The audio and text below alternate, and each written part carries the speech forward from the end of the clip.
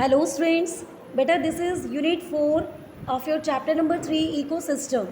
बेटा इसमें हम आपको बता रहे थे कि जो जितने भी लिविंग ऑर्गेनिजम्स हैं इस अर्थ पर, they are totally dependent on each other. वो सभी लिविंग ऑर्गेनिजम्स एक दूसरे के ऊपर डिपेंड करते हैं।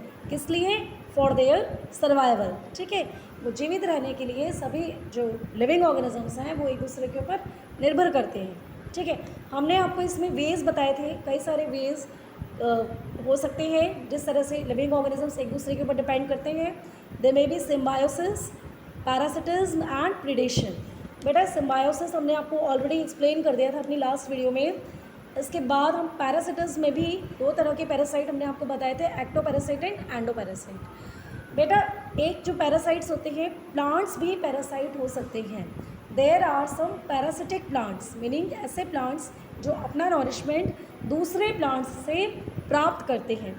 बेटा plant that obtains all or part of its nutrition from another plant without contributing to the benefit of the host called plant parasite. बेटा ऐसे प्लांट्स जो अपना नॉरिशमेंट पार्शियली या फिर होली, पार्शियली मीन्स पूरी तरह से नहीं, और होली मतलब पूरी तरह से, दूसरे प्लांट से प्राप्त करते हैं। ठीक है, दूसरा प्लांट जिसको हम होस्ट कहते हैं, और होस्ट को वो क्या करते हैं? नुकसान पहुंचाते हैं। ठीक है, तो ऐसे प्लांट्स को हम क्या कहते हैं? पैरासिटिक प्लांट्स कहते हैं। ठीक है, ये जो प्लांट्स होते हैं एक्चुअल में they are able to prepare their food, क्योंकि ये generally these are green plants. Green plants होते हैं, अपना खाना खुद बना सकते हैं, लेकिन उसके बाद भी ये अपना नॉरिशमेंट दूसरे प्लांट से प्राप्त करते हैं, क्योंकि ये ऐसी जगह पे ग्रो करते हैं जहाँ पे सफिशेंट मिनरल्स प्रेजेंट नहीं होते। ठीक है, फॉर एग्जाम्पल कस्क्यूटा, जिसे अमरबेल भी कहते हैं। And second is the sandalwood trees. Sandalwood किसको बोलते हैं? चंदन के जो पेड़ होते हैं, ऐसे पेड़। ठीक है, चंदन के पेड़, ये क्या है? These are examples of parasitic plants. इस तरह के जो प्लांट्स होते हैं या ट्रीज होते हैं, इनमें क्या होता है? स्पेशल तरह की रूट्स होती हैं जिनको हस्टोरियम कहा जाता है। और ये रूट्स क्या करती हैं? अपने इन प्लांट्स के जो होस्ट होते हैं जिनसे ये अपना नॉरिशमेंट लेते हैं, उनके रूट्स को पेनिट्रेट कर देती हैं। ठीक है, पेनिट्रेट करने के बाद इनके जो वेस्कुलर टिश्यू है, जाइलम और फ्लोएम, वहाँ पहुँच जाती है और वहाँ से वाटर और मिनरल्स खींच लेती है। ठीक है, इस तरह से ये जो पैरासिटिक प्लांट्स हैं अपने होस्ट को नुकसान पहुँचाते हैं। ठीक है, सेकेंड टाइप का जो वे है जिस तरह से ऑर्गेनिजम्स एक दूसरे के ऊपर डिपेंड रह सकते हैं, वो है predation. In predation one organism kills and eats the other. Predation में क्या होता है? सिंपली एक ऑर्गेनिज्म दूसरे ऑर्गेनिज्म को मार देता है और मार कर खा जाता है।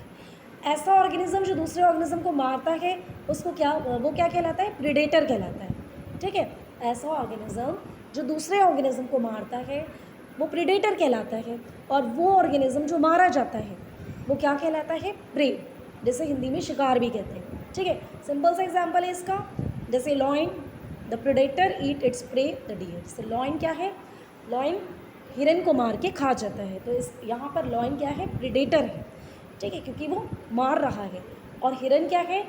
हिरन प्रे है, शिकार है, क्योंकि उसको मारा जा रहा है। ठीक है, इसी तरह से प्लांट्स में भी होते हैं बेटा, ये जो प्रेडेटर्स है प्लांट्स के केस में भी हो सकते हैं।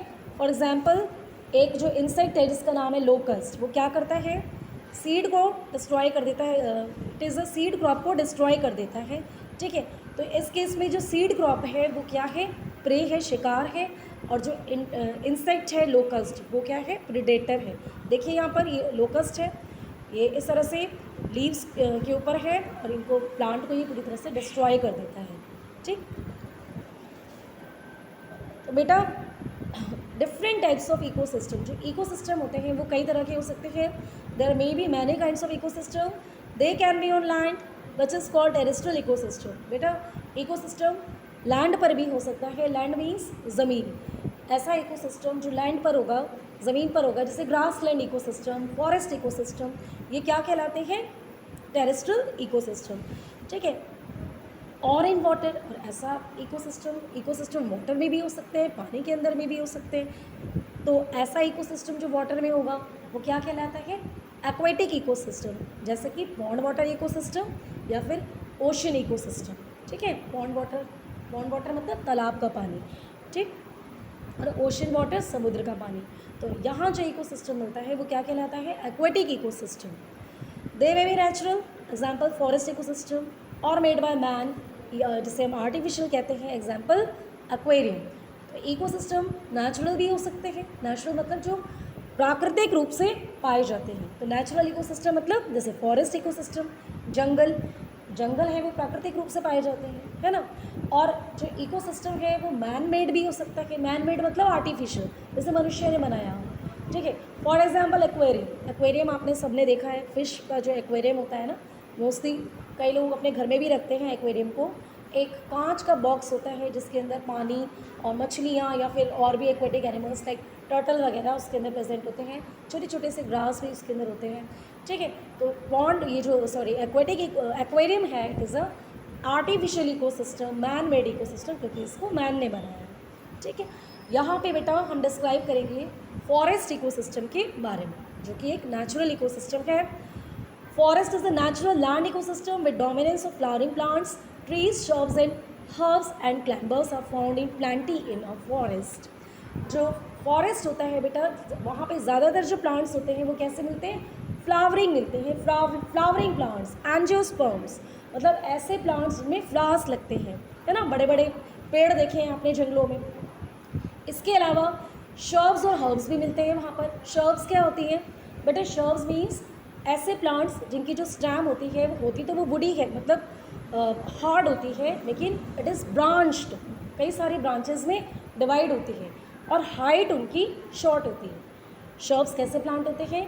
जिनकी स्टेम थोड़ी मोटी होती है लेकिन कई सारी ब्रांचेस में डिवाइड होती है, लेकिन ऐसे प्लांट्स की हाइट छोटी होती है, जिसको हम कहते हैं हिंदी में साधारण सी भाषा में झाड़ी नुमा पौधे। जो झाड़ी नुमा पौधे होते हैं, जैसे कि रोज़, गुलाब का पौधा, एंड लेमन, नींबू, ठीक है, इस टाइप के जो प्लांट्स हैं वो शर्ब्स कहलाते हैं। हर्ब्स भी फॉरेस्ट में मिलते हैं, बहुत सारी हर्ब्स मिलती हैं। हर्ब्स क्या होती हैं? बहुत छोटे छोटे पौधे जिनकी स्टेम बहुत डेलिकेट होती है, बहुत कमज़ोर होती है। फॉर एग्जाम्पल कोरिएंडर, धनिया आपने सबने देखा है ना। मिंट, पुदीना, तो ये कैसे हैं? बहुत छोटे छोटे पौधे हैं, और इनकी जो स्टेम होती है वो भी आपने देखी है, स्टेम बहुत ज़्यादा वीक होती है, डेलिकेट होती है, ठीक है बेटा। तो इस तरह के जो प्लांट्स होते हैं लाइक हर्ब्स, शर्ब्स, ट्रीज़, ठीक है, ये बहुत मिलते हैं फॉरेस्ट में। हाँ, इसके अलावा क्लाइंबर्स भी मिलते हैं। क्लाइंबर्स क्या होते हैं? क्लाइंब मीन्स क्या होते हैं? चढ़ना। क्लाइंब मीन्स चढ़ना। तो क्लाइंबर्स क्या हो गए? ऐसे पौधे हो गए, ऐसे पौधे हो गए बेटा जिनकी स्टेम इतनी डेलिकेट होती है कि वो अपने सहारे से ग्रो नहीं कर पाते। उनको ग्रो करने के लिए किसी दूसरे प्लांट की या किसी और किसी सपोर्ट की ज़रूरत पड़ती है, जैसे कोई वॉल हो गई, कोई दीवार हो गई, कोई तार हो गया, ठीक है, या कोई दूसरा पौधा हो गया, ठीक। फॉर एग्जांपल मनी प्लांट या ग्रेप्स, आपने देखा है मनी प्लांट और ग्रेप्स कभी भी जैसा रोज़ है या लेमन है या मैंगो है, इसकी तरह से सीधे खड़े होकर मिट्टी में ग्रो नहीं करते। मनी प्लांट हमेशा किसी दीवार के सहारे आपको मिलेगा, या फिर किसी और किसी तार वगैरह के सहारे जो है लोग अपने घरों में लगाते हैं। तो इस तरह से जो क्लाइंबर्स होते हैं वो ऐसे पौधे होते हैं जिन्हें ग्रो करने के लिए किसी दूसरे पौधे की या किसी और दूसरी सपोर्ट की ज़रूरत पड़ती है, ठीक है। तो ये सब तरह के जो पौधे हैं, हर्ब्स, शर्ब्स, ट्रीज़, क्लाइंबर्स, बहुत ज़्यादा मात्रा में फॉरेस्ट में मिलते हैं। तो फॉरेस्ट इकोसिस्टम जो होता है बेटा, इसमें भी जो दूसरे इकोसिस्टम्स हैं उनकी तरह से दो तरह के कंपोनेंट होते हैं। First is the biotic component and other is the abiotic component. तो बेटा जो फॉरेस्ट इकोसिस्टम के जो बायोटिक कंपोनेंट होते हैं वो होते हैं बेटा, क्या क्या होते हैं देखिए। Biotic component means living organisms. किसी भी इकोसिस्टम के जितने भी लिविंग ऑर्गेनिजम्स हैं वो सब किस में आते हैं? बायोटिक कंपोनेंट में आते हैं, ठीक है। और abiotic component means non living things, जितनी भी नॉन लिविंग चीज़ें हैं उस इकोसिस्टम में, like temperature, air, water, soil, climate, ये सब चीज़ें किस में आते हैं? एबायोटिक कंपोनेंट में आते हैं, ठीक है।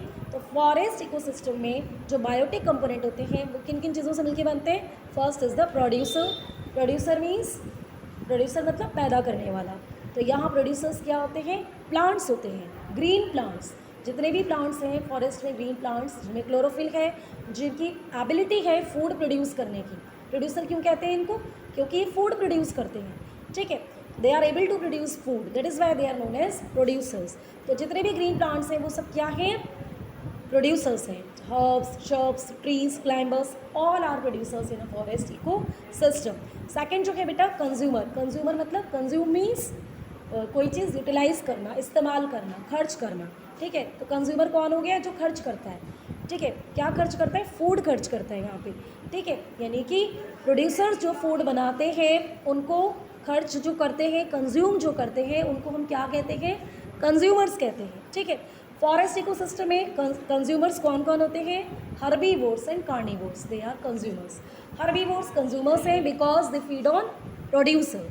ठीक है, हर्बीवोर्स फॉरेस्ट इकोसिस्टम में क्या है? कंज्यूमर, क्योंकि वो किसको कंज्यूम करते हैं? ग्रीन प्लांट्स को कंज्यूम करते हैं. हर्बीवोर्स ऐसे ऑर्गेनिज्म हैं, ऐसे एनिमल्स हैं जो ग्रीन प्लांट्स खाते हैं. तो इस तरह से हर्बीवोर्स ग्रीन प्लांट्स को कंज्यूम करते हैं, तो वो कंज्यूमर हैं. कार्निवोर्स क्या है? कार्निवोर्स भी कंज्यूमर हैं. क्यों? क्योंकि वो हर्बीवोर्स को कंज्यूम करते हैं. कार्निवोर्स मतलब फ्लैश ईटिंग एनिमल्स, ऐसे एनिमल्स जो दूसरे जानवरों का मांस खाते हैं. ठीक है, तो जो कार्निवोर्स हैं वो हर्बीवोर्स को कंज्यूम करते हैं, इसलिए कार्निवोर्स भी फॉरेस्ट इकोसिस्टम में क्या है? कंज्यूमर हैं. ठीक है बेटा. तो बेटा इसके आगे का part we will study in our next video. Okay बेटा, हैव अ नाइस डे.